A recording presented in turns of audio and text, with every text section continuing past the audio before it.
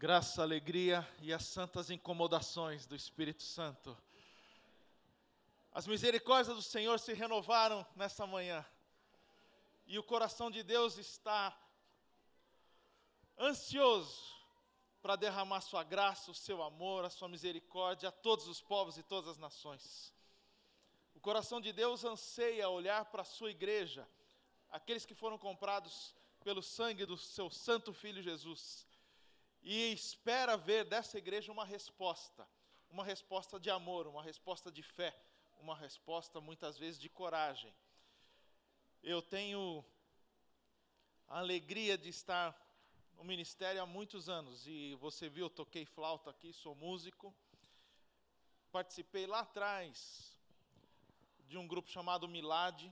A gente viajava o Brasil num ônibus, um grupo de 10, 12 pessoas. E íamos de cidade em cidade pregando o evangelho, parávamos em praças, nas praias, fomos no garimpo de Serra Pelada, naquela época, 2 vezes, tinha 100 mil homens, milhares de conversões. Depois disso eu comecei a fazer teologia, senti chamado especialmente ao Ministério da Palavra, fui estudar, e não pude mais viajar com o grupo. E nessa época eu estava noivo. E os meus sogros, eles não estavam muito felizes com a ideia de ter um genro músico. E eu, com toda a coragem, me enchi de coragem, orei bastante.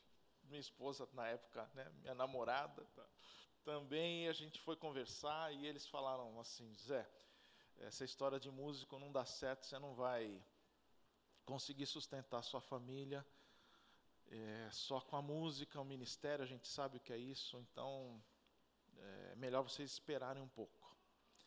E eu tentei argumentar, eu falei, mas eu sou músico, mas é um músico diferente, eu sirvo ao Senhor, é ministério e tal. E eles foram, não. Até que depois de alguns meses, nós estávamos ministrando, o grupo, Milad, estávamos ministrando numa igreja, numa conferência missionária, igual essa, nesse final de semana, num domingo pela manhã, e havia um pregador chamado Ken Kudo, um japonês, missionário no Brasil. Então nós estávamos tocando, o Ken estava pregando, e os meus sogros foram nessa conferência, foram nos acompanhar. E qual foi a minha surpresa? Que a mensagem que o pastor pregou foi de, olha, você não pode ir para missões, mas você pode entregar seus filhos. E eu falei, glória a hoje. E aí eu toquei até com mais entusiasmo, Mas, para nossa alegria, naquela oportunidade, quando o pastor fez o apelo, eu vi os meus sogros vindo à frente, e eles nos abraçaram e falaram, vocês têm a nossa bênção. Isso tem 32 anos. Na verdade tem mais, porque foram 4 anos de namoro. Nossa, eu estou velho, hein? Mas completei 32 anos de casado agora. E temos 3 filhos, estamos no ministério. E como você pode ver, eu não estou passando necessidade nenhuma. Eu estou acumulando peso conforme a idade vai. Deus tem nos dado a bênção, Deus tem sido fiel. Mas o que eu quero falar hoje pela manhã, e eu mudei basicamente tudo que eu ia falar, mas eu entendo que esse é o recado do Papai do Céu para nós. Existe um preço a ser pago. Se a gente quer obedecer à voz do Senhor, talvez Ele peça o que é mais precioso para nós. No caso do meu sogro e minha sogra, ele pediu a filha. E eles entregaram a filha no altar. E eu tenho esse mapa aqui mostrado para vocês, 237 nações. Mas eu queria que a gente pensasse um pouquinho mais na amplitude desse projeto de Deus. Se você tem a sua Bíblia, abra comigo em Gênesis, capítulo 3. Vocês sabem que aqui, o início da narrativa, quando aquele primeiro casal, ele desobedece à ordem do Senhor, O Senhor tinha dado um limite para eles, olha, de todas as árvores que há no jardim, vocês podem comer, exceto da árvore do conhecimento do bem e do mal. E eles foram tentados, a serpente jogou um blefe em cima deles, e o que a serpente diz, o argumento da serpente é, por que será que Deus proibiu que vocês comessem justo daquela árvore? Porque no momento que vocês comerem, vocês vão ser igual a Ele. Seus olhos vão ser abertos. E eu queria que você pensasse um pouco na natureza dessa tentação, que é a natureza de todas as tentações. Existe um argumento diabólico por trás de todas as tentações, e é o mesmo que está por trás dessa tentação para Adão e Eva. O argumento é o seguinte: se Deus lhes amasse, tanto quanto Ele diz que ama, Ele não privaria vocês de comer dessa árvore. O fato é, se vocês são proibidos disso, é porque Ele está sendo egoísta, Ele não quer que vocês sejam igual a Ele. Na verdade, Ele não ama vocês como Ele está falando. E esse argumento parece que pegou aquele primeiro casal, eles acreditaram mais na serpente do que na palavra de Deus. Vou repetir. Eles acreditaram mais na palavra da serpente do que na palavra que eles tinham ouvido de Deus. E por acreditarem na serpente, eles comeram o fruto e os seus olhos foram abertos e eles caíram em pecado. E qual foi a primeira reação deles após comerem? Vocês conhecem o texto. Eles fugiram, se esconderam. Eles perceberam que estavam nus e aquilo que havia sido criado em plena perfeição, sem pecado, toda a natureza, Deus criou todas as coisas, colocou o primeiro casal como cabeça de toda a criação. E quando eles desobedecem, não somente eles caem, mas toda a criação cai com eles. Porque eles eram administradores, eles eram os mordomos. E ali naquele momento se fragmenta a imagem de Deus que era refletida plenamente neles, eles tinham plena comunhão com o Pai, agora está fragmentada. É como um espelho. Você pega uma pedra, lança uma pedra, aquele espelho fica todo fragmentado. E quando você olha no espelho, você não é mais capaz de reconhecer, porque a imagem que é refletida não é refletida plenamente. E assim, então, é a imagem que nós carregamos. Todo ser humano carrega a imagem de Deus, porque todos foram criados à sua imagem e semelhança, mas ao mesmo tempo, por causa do pecado, todo ser humano não consegue refletir e ter comunhão plena, por causa desse pecado. E eu pergunto a você, por que estamos fazendo missões? Por que nós, igreja, fazemos missões? Por quê? Me diga, me responda.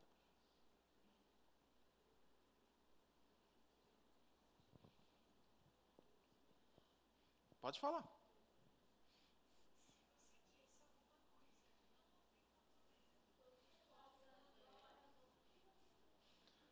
Por que fazemos missões?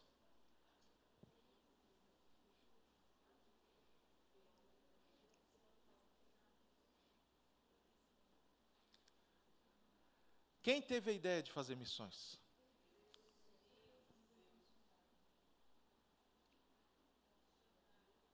Foi o missionário? O pastor? Foi o pastor sua ideia? Não.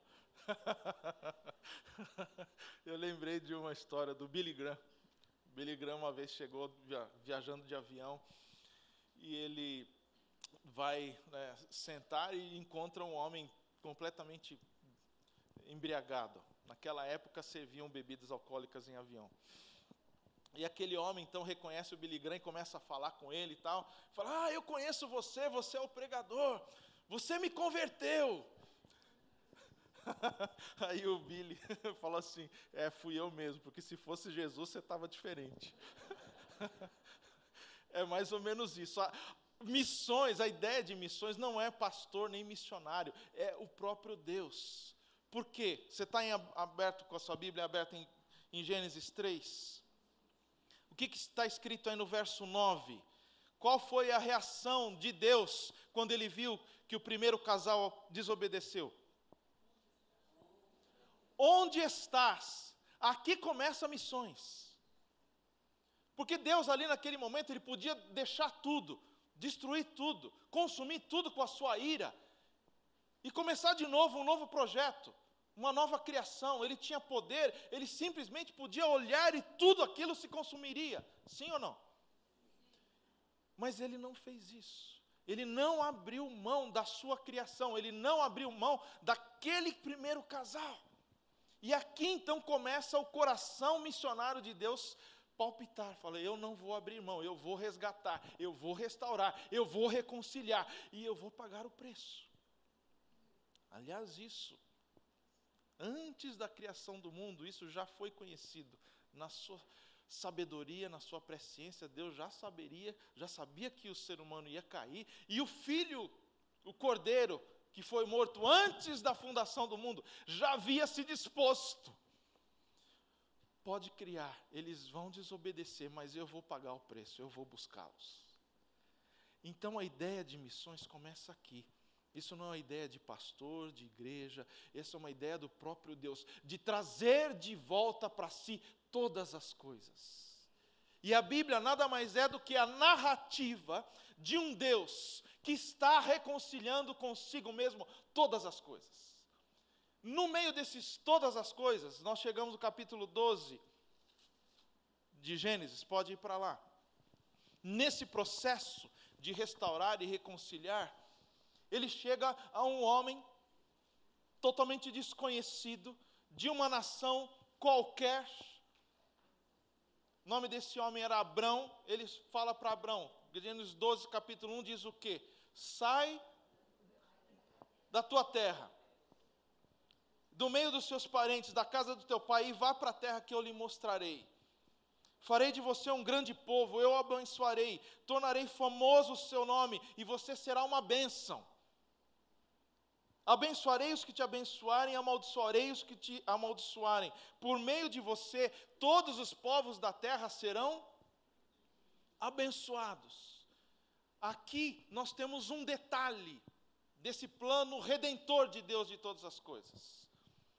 Ele vai, nesse processo, resgatar, abençoar, restaurar pessoas de todas as famílias da terra. E para que isso aconteça, para que a glória dele chegue em todas essas famílias, em todas essas nações, ele vai usar um povo. Por quê? Porque Israel não é um povo qualquer.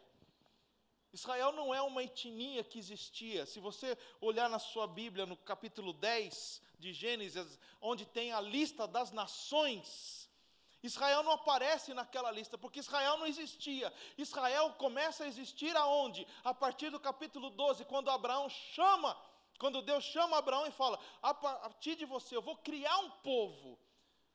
Eu vou criar um povo para mim. E através desse povo eu vou alcançar e vou abençoar todas as nações. Então não é que Israel foi escolhido entre todas as nações, não. Israel foi criado para a honra e glória do Senhor, para ser instrumento. Tem alguma coisa parecida com a minha história e com a sua ou não? Nós somos criados para a honra e glória do Senhor. Nós somos criados para sermos usados, instrumentos, servos, levando essa glória às nações. Mas aí você pergunta, tá bom, pastor, mas de fato, será que são só esses 237 países aqui? Vou dar um exemplo. O que significa essas famílias da terra? Tá bom? Em ti serão benditas todas as famílias da terra, todas as nações, todas as etnias. Aquele mapa que eu mostrei antes, tem as nações politicamente organizadas. Mas eu vou dar um exemplo com uma nação que é o Paquistão.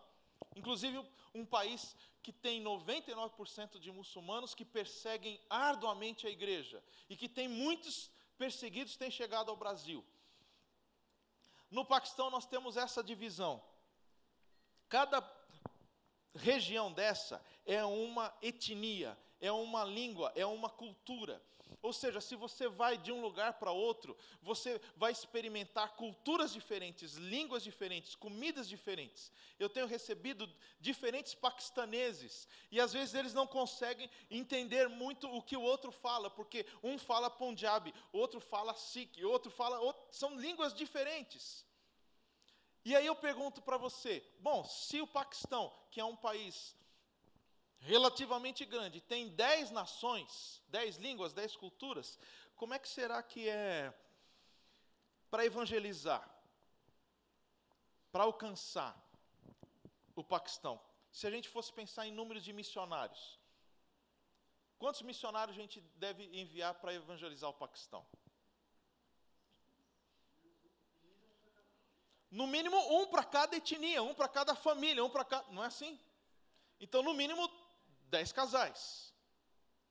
Cada casal vai começar, vai plantar uma igreja, essa igreja vai ser capaz de alcançar os outros da sua própria língua, da sua própria cultura. Ok, então vamos seguir. Quantos povos e línguas nós temos hoje no mundo? 12 mil. Vamos ficar com o número mais arredondado, 12 mil povos. Desses 12 mil povos não alcançados NA, 3.557. Ou seja, cerca de 30%.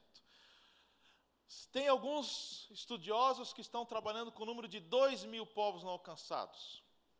Ok, não vamos discutir por números. Mas o fato é que hoje, enquanto nós estamos aqui, existem pelo menos 2 mil povos que ainda não ouviram nada do Evangelho. Não é que não tem missionário, não tem nada, não tem missionário, não tem Bíblia, não tem nenhum projeto, não alcançados, 2 mil. Como é que a gente faz para alcançá-los? Vamos pensar um pouquinho na África. Quantas nações politicamente organizadas? 58 nações que a gente conhece. Angola, Moçambique, Sudão, que mais? Senegal, Nigéria, Congo. Mas será que essas nações que fala lá, em Gênesis, em ti serão benditas todas as famílias da terra? Eu vou falar, e agora eu vou mostrar para você, se segura, quais são as nações que serão alcançadas com o Evangelho. As nações africanas. Cada divisão dessa é uma nação, é uma família.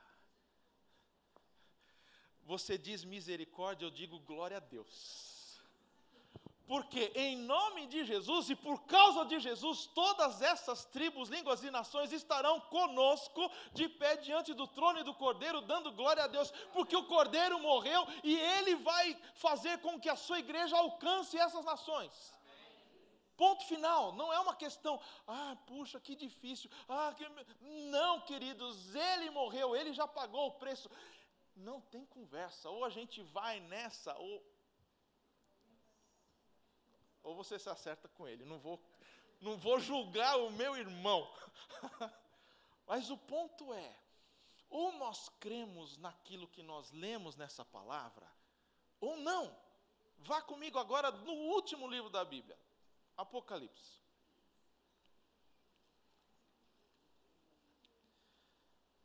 Capítulo 7, verso 9. Revelação das últimas coisas. Apocalipse significa revelação.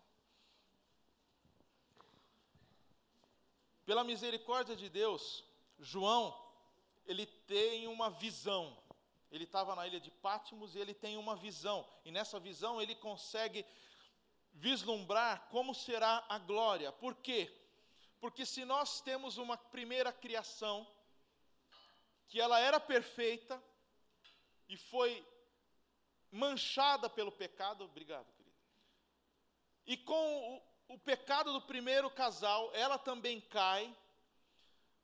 Deus vai em busca desse primeiro casal, vai em busca dessa criação, e Ele caminha para onde? Para uma nova criação, onde todas as coisas serão refeitas, todas as coisas serão novas. Esta criação que nós vemos, ela é bonita, não é?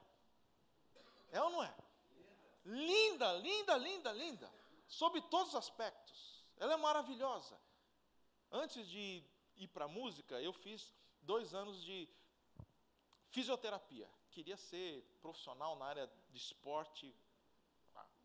E eu fiz laboratório médico, eu tive que fazer anatomia, ir para a faculdade, estudar aquelas peças, né?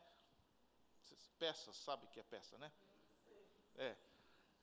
E eu não esqueço que, numa daquelas aulas, com aquela peça aqui diante de nós, um corpo humano, e a gente estava fazendo os estudos, tentando identificar e tal, e um grupo de 4, 5 alunos, e até que uma aluna, na minha frente, ela começa a chorar. E ela não era cristã, não era crente, não era nada, mas ela disse assim, não é possível uma beleza tão grande, uma criação tão perfeita, não ter sido feita por um Criador.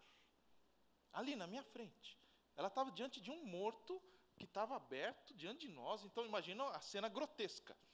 Mas ao mesmo tempo, estudando e vendo aquilo ali, a beleza das células, como era feito, falando, não é possível que não haja um Criador.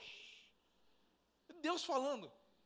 Da mesma maneira, nós que cremos nessa palavra, nós entendemos que essa criação, que apesar do efeito do pecado, ela é linda, mas imagina a nova criação. Nem olhos viram, nem ouvidos ouviram o que Deus preparou para quem? Para aqueles que o amam. São coisas que nos aguardam que você nem imagina. Você está em Apocalipse 7? Qual foi a revelação? Uma das revelações que João fala, verso 9, depois dessas coisas olhei, e diante de mim estava uma grande multidão que ninguém podia enumerar. De onde? De todas as nações, tribos, povos, estas são as famílias, lá de Gênesis 12. Em ti serão benditas todas as famílias da terra, todas as nações. Elas estão aqui em Apocalipse. João olha e vê uma grande multidão. E como é que ele sabe que essa multidão tinha gente de todos os povos, línguas e nações?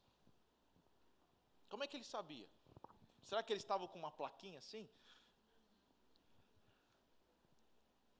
Normalmente a gente se distingue pela nossa vestimenta. Não foi assim que nós identificamos o casal, a família Pomerana entrando aqui ontem? Pela nossa vestimenta. Então imagina essa cena, milhões de pessoas, aquele colorido, aquela coisa maravilhosa. E aí, como eles estão? Como João os descreve?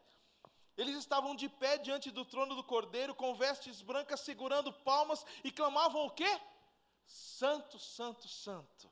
A salvação pertence ao nosso Deus e ao Cordeiro. E todos os anjos que estavam em pé ao redor do trono, os anciãos e os 24 seres viventes, eles se prostraram com o rosto em terra diante do trono e adoraram, e falavam o quê? Verso 12, diz aí.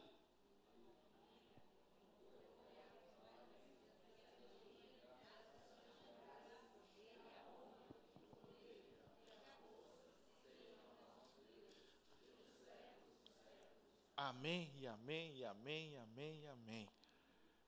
Você crê que esses povos aqui estarão conosco lá? Eles estarão, já está definido.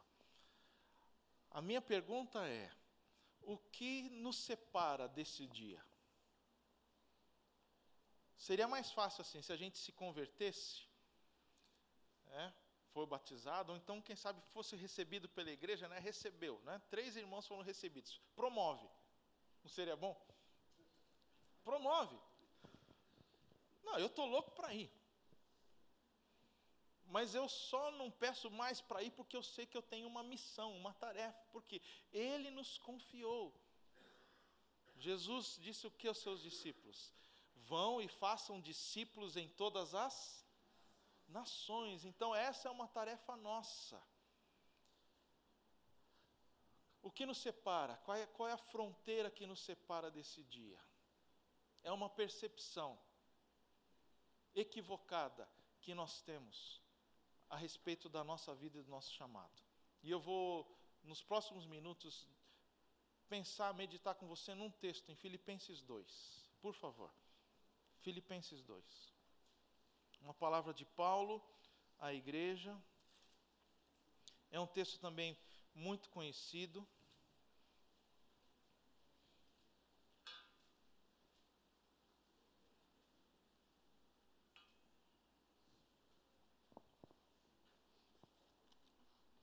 partir do verso 5. Normalmente, queridos, nós entendemos que a nossa salvação, ela, de tão maravilhosa que ela é, de tão preciosa que ela é mais um privilégio do que qualquer outra coisa. Porque fomos escolhidos nele. Nós não tínhamos nada, ele nos escolheu, nos amou, pagou o preço, o Espírito Santo veio, falou conosco, nós entendemos, abrimos o nosso coração. E de certa maneira, essa percepção, ela acaba fazendo com que a gente se sinta diferente do resto. E a percepção é que de agora em diante vai ser, ok, é só vitória, é só para a galera, sabe? Na verdade, esse texto de Filipenses 2, ele fala da experiência do Senhor Jesus. Ontem à noite eu disse assim, Jesus falou aos discípulos, assim como o Pai me enviou, eu envio vocês. Então, nós somos enviados ao mundo, a essas nações, da mesma maneira que Jesus foi enviado. E esse texto fala da forma que Jesus foi enviado. Então, se queremos alcançar as nações, se queremos seguir as pegadas de Jesus, nós temos que seguir esse texto. Você está preparado? Aperta aí o cinto de segurança. Por quê? Preste atenção no que está implícito, no que está contido em ser enviado como Jesus foi enviado. O que diz no capítulo 2, verso 5? Seja a atitude de vocês a mesma de Cristo Jesus. E agora eu quero que você pense num degrau, numa escada. Tá? Vamos pensar numa escada. Verso 6, que embora sendo Deus, não considerou que o ser igual a Deus era algo que devia pegar-se, mas esvaziou a si mesmo, vindo a ser servo, tornando-se semelhante aos homens. Então, o primeiro degrau, a gente não tem como mensurar. O que é abrir mão da sua glória? O que é um Deus criador? Porque Cristo é descrito, João fala, todas as coisas foram feitas por Ele, e nele tudo que foi feito se fez. Então Cristo estava na criação primeira, lá atrás. Mas Ele abre mão desse poder, dessa glória, e se faz ser humano. Então esse primeiro grau, da excelsa glória, até se tornar um ser humano, nós não conseguimos mensurar. Ele se fez homem. Mas sendo homem, Ele não foi um homem qualquer, um homem comum. Qual foi a atitude que Ele tomou como ser humano? Ele veio a ser servo. Então, um degrau. Seguindo a leitura, verso 8. E sendo encontrado em forma humana, humilhou-se a si mesmo, sendo obediente até a morte. Então, como servo, Ele morreu. Mas Ele morreu numa morte comum? Ele morreu de idoso? Não, então tem um primeiro degrau enorme como ser humano, depois como servo, que se entrega à morte. Mas que tipo de morte? Morte de cruz. Então você vai num degrau lá embaixo, porque a morte de cruz era a morte mais odiada, mais repulsiva. Morte de cruz.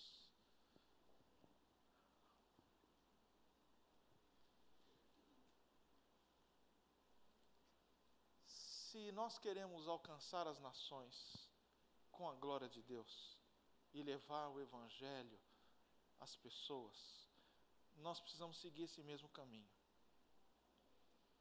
E o grande obstáculo, a grande barreira, a grande fronteira para que isso aconteça, ela está dentro do nosso coração. Porque nós não queremos servir, nós não queremos nos entregar, nós queremos nos preservar.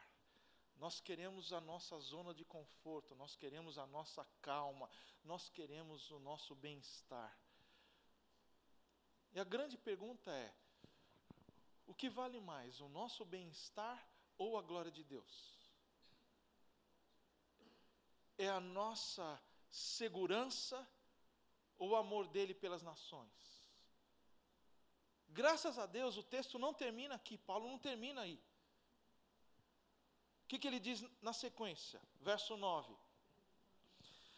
Pelo que também, por isso, Deus o exaltou à mais alta posição, e lhe deu um nome que está acima de todo nome, para que ao nome de Jesus se dobre todo o joelho nos céus e na terra, e debaixo da terra, e toda língua confesse que Jesus Cristo é o Senhor, para a glória de Deus. Então, daquele fundo, profundo poço, onde Jesus foi na morte de cruz, o Pai o resgatou, e colocou aonde? Numa posição acima de todas as coisas, acima de todo nome, acima de todas as coisas.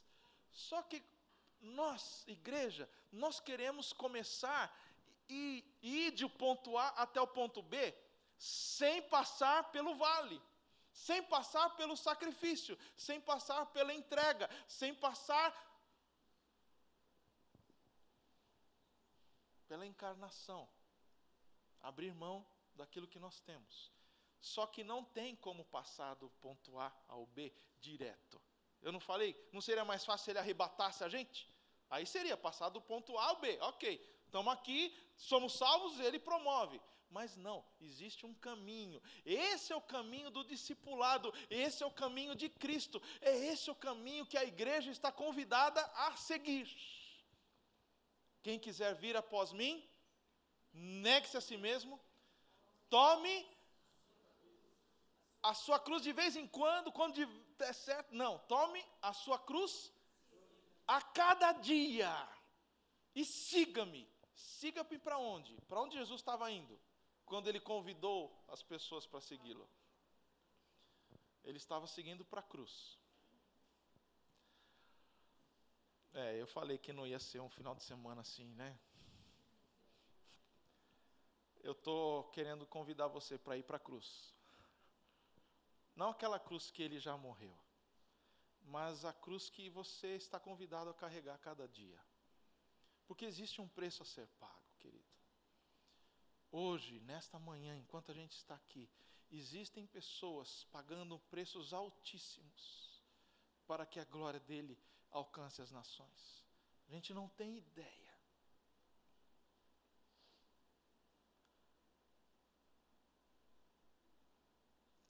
Eu tenho trabalhado recebendo pessoas aqui no Brasil. E eu tenho ouvido algumas dessas histórias. E eu me sinto muito pequeno diante deles. Como diz Hebreus, gente que o mundo não era digno deles. Mas eu vou falar mais sobre isso hoje à noite. Agora pela manhã eu queria finalizar mostrando um outro mapa. E mostrando uma foto de um índio. Esse índio é um cacique. O nome dele é Matapi. Ele é do Amapá, de uma tribo chamada Wayampi. A tribo Wayampi, ela fica numa região muito vasta do Amapá. Tem um rio que corta. Tem aldeias que ficam ao norte e ao sul do rio. A Missão Novas Tribos tem um trabalho lá há vários anos. E, numa certa ocasião, o diretor da Novas Tribos, pastor Eduardo Luz, que eu tenho a alegria de conhecê-lo, ele foi até essa região e estava visitando os missionários. Só que ele foi surpreendido, porque ele chegou na pista de pouso, uma pista pequena, um avião pequeno, e ele foi recepcionado por uma turma de índios. O cacique, como é o nome dele mesmo? Matapi, não esqueça. O cacique estava junto com os outros líderes, ele veio da parte de cima do rio para encontrar com o Eduardo ali na pista de pouso. E ele fazia uma pergunta. Mas antes de fazer a pergunta, eu vou mostrar um mapa.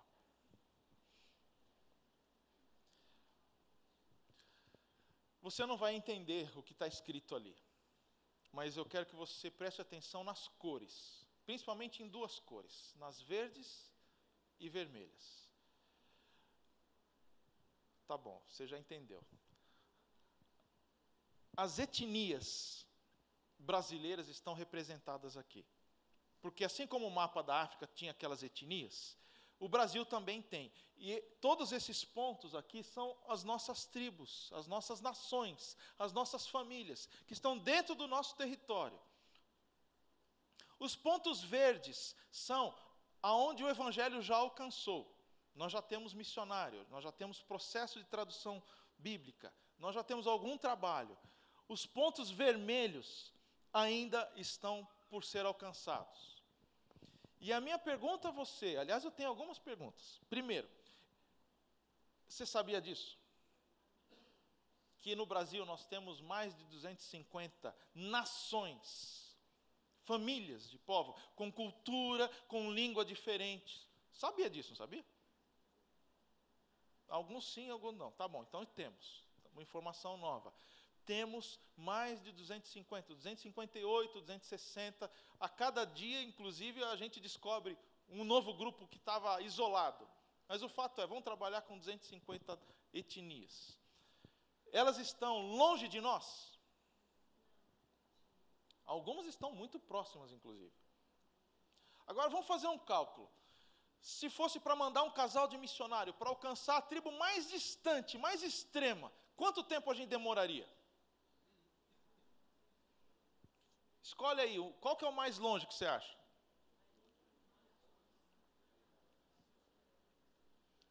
No extremo da floresta amazônica, vamos pegar um exemplo assim. Onde o missionário, para chegar, ele vai viajar de avião até Manaus, depois vai pegar um outro avião menor, vai chegar até uma pista de pouso, aí depois dessa pista de pouso ele vai pegar o barco, vai andar mais uns 3, 4, 5 dias de barco, aí chega um lugar que ele não consegue mais ir de barco, ele tem que ir a pé. Você sabia que esses lugares existem? Sim, e tem missionário indo. Tá. Quanto tempo será que demoraria, então, saindo daqui de Vitória para chegar até lá, aquela aldeia? 15 dias, 20 dias, um mês. Um mês a gente chega. Oh, glória.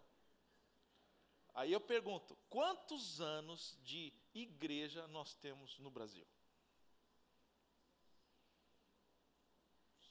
Eu sei que essa é uma igreja presbiteriana. Vamos falar só de igreja presbiteriana no Brasil. Quantos anos? 159 anos. Desculpa, eu vou apertar um pouquinho, tá? Não deu tempo da gente chegar até eles. Se a gente fez esse cálculo, que demora mais ou menos um mês, o máximo para chegar até o extremo, não deu tempo de chegar até eles em 159 anos? Sim ou não? Então, se a gente não chegou até eles, por quê? Nós não entendemos que a Bíblia diz que a gente deve levar o amor até. Entendemos ou não? Bom, vai pensando. Se a gente já teve tempo, mas aí você diz, pastor, mas não tem gente disposta a ir. Verdade? Eu trabalho há 30 anos com missões, e eu posso dizer a você, tem gente disposta a ir. Sabe o que falta? O que diz lá em Romanos? Como pregarão se não forem enviados? Porque o missionário não pode, não deve, não tem como ir sozinho. O missionário é uma parte do corpo de Cristo, que ele precisa ser enviado, ele precisa ser cuidado, ele precisa ser sustentado. Por quem? Pela igreja. Então não nos faltam vocações, nos faltam igrejas dispostas a pagar o preço. Lembra da descida? Pagar o preço, o sacrifício. Faltam-nos igrejas dispostas a sustentá-los, a orar por eles. Aí você diz, pastor, mas não é o trabalho indígena, não é um trabalho especializado, não exige treinamento.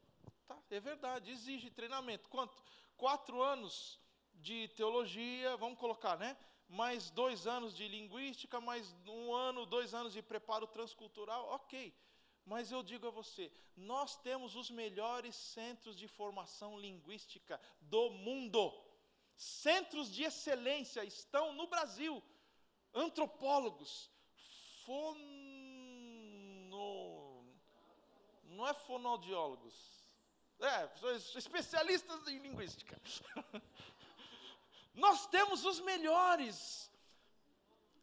Graças a Deus pelos missionários alemães, americanos, canadenses que vieram ao Brasil, serviram, treinaram nossos missionários brasileiros. Nossos missionários brasileiros estão com 30, 40 anos já de trabalho em campo, e hoje eles são experts, eles são PhDs, eles são especialistas. Tem nações que mandam missionários para cá, para estudar aqui nos nossos centros linguísticos. Glória a Deus por isso, amém? Amém.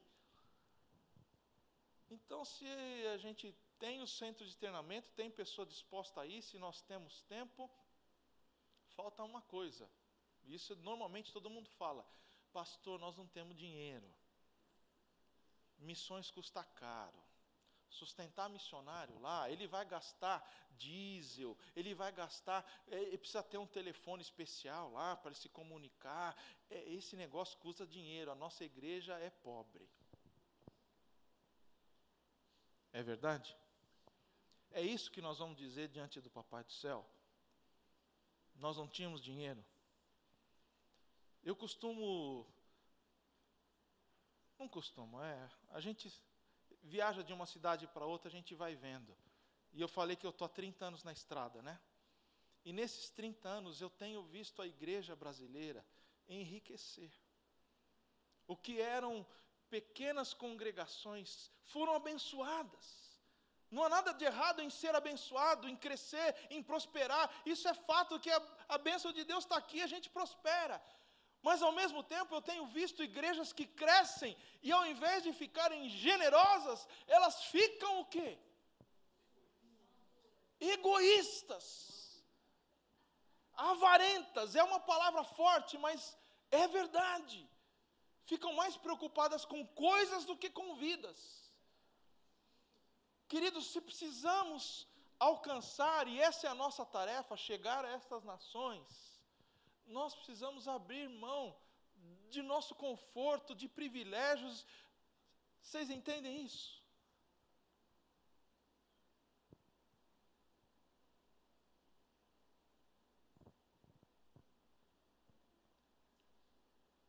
Existem pessoas, um exemplo de uma missionária americana, chegou aqui jovem, foi para uma dessas tribos, trabalhou durante muito tempo, seu marido morreu, ela continuou lá, seus filhos cresceram, foram para outros lugares, ela continuou lá, trabalhando naquela aldeia.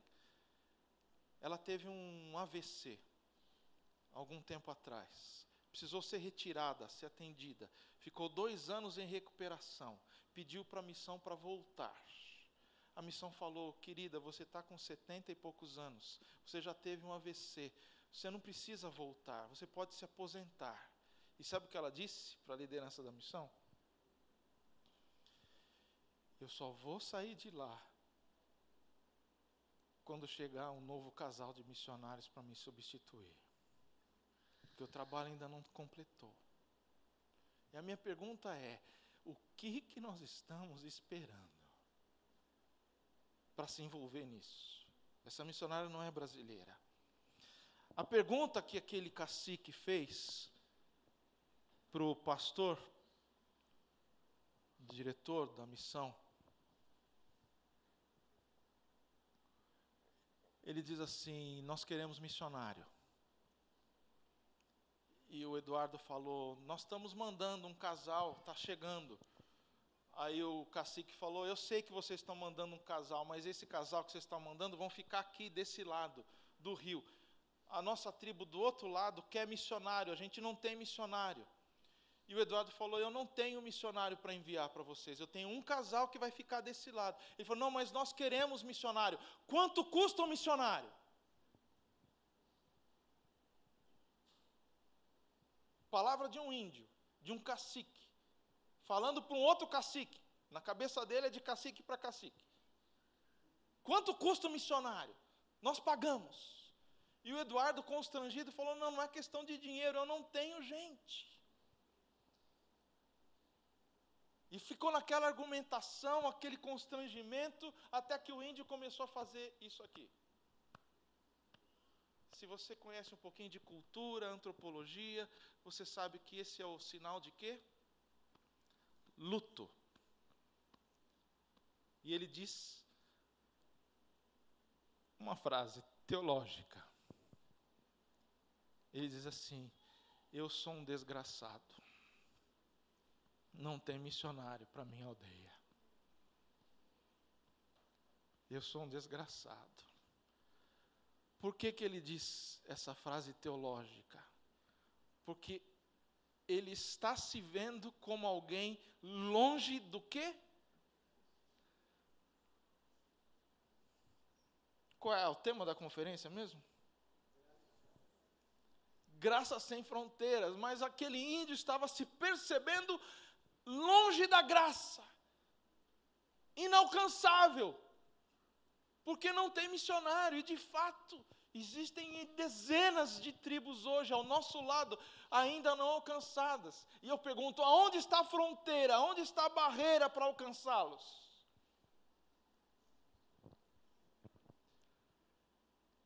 Para não deixar você tão down assim, eu vou dar uma boa notícia. A boa notícia é que já tem um casal trabalhando lá na parte de cima. E, na verdade, tem uma equipe trabalhando. Mas um casal em especial, eu tive a alegria de fazer parte do processo de Deus na vida deles. Eu estava pregando numa cidadezinha no interior do Maranhão, chamado Barra do Corda. Já ouviu falar? Depois você vai ver lá no mapa. É longe de São Luís, é no meio do mato, Barra do Corda. Você tem que viajar 7, 8 horas. Numa igreja pequena, numa conferência missionária. E eu falei esse testemunho. No final do culto veio um casal, recém-casados, falando assim: pastor, nós vamos. E eles entraram no processo, foram treinados, foram enviados pela igreja e estão trabalhando lá com essa tribo. A minha pergunta hoje é: quantos vão daqui? Quantos vamos? Que eu estou na estrada. Você não precisa responder essa pergunta agora. Mas a pergunta que eu quero que você responda é: você está disposto a vir comigo no alcance das nações? Essa pergunta não sou eu que estou fazendo, é o Papai do Céu que está fazendo. Você está disposto a vir comigo no alcance das nações? Então vamos. Eu estarei com vocês todos os dias. Você já tem o meu Espírito Santo. Tudo que você precisar no caminho você vai ter. Somente busque o reino de Deus e a sua justiça, e todas estas coisas, que é o sustento básico, serão acrescentadas. Vamos juntos? Feche os seus olhos e faça a sua oração.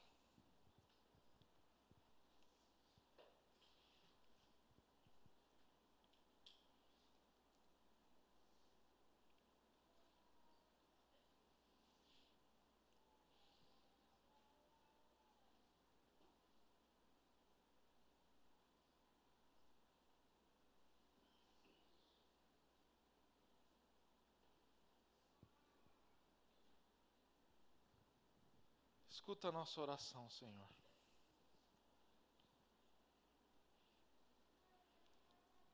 Perdoa o nosso pecado, perdoa nossa omissão,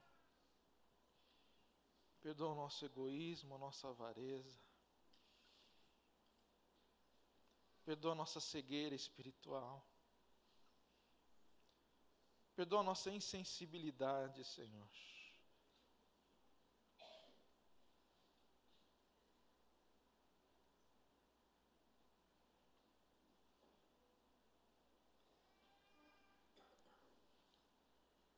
Dá um coração igual ao teu, Senhor. Coração disposto a obedecer, a cumprir o teu querer, Senhor. Dá-nos um coração igual ao teu. Usa-nos, Senhor, para a tua glória. Enche-nos do seu Santo Espírito, Senhor. Lava-nos, Senhor, com teu sangue nessa manhã mais uma vez. Purifica, Senhor, o teu povo. Restaura a tua igreja, Senhor.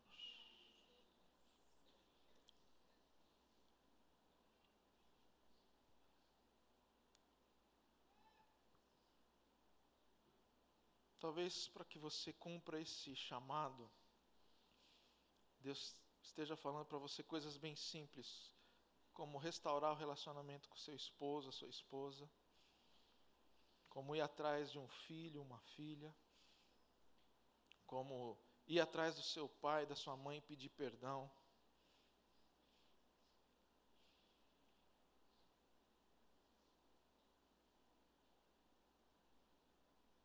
Responda ao chamado dele.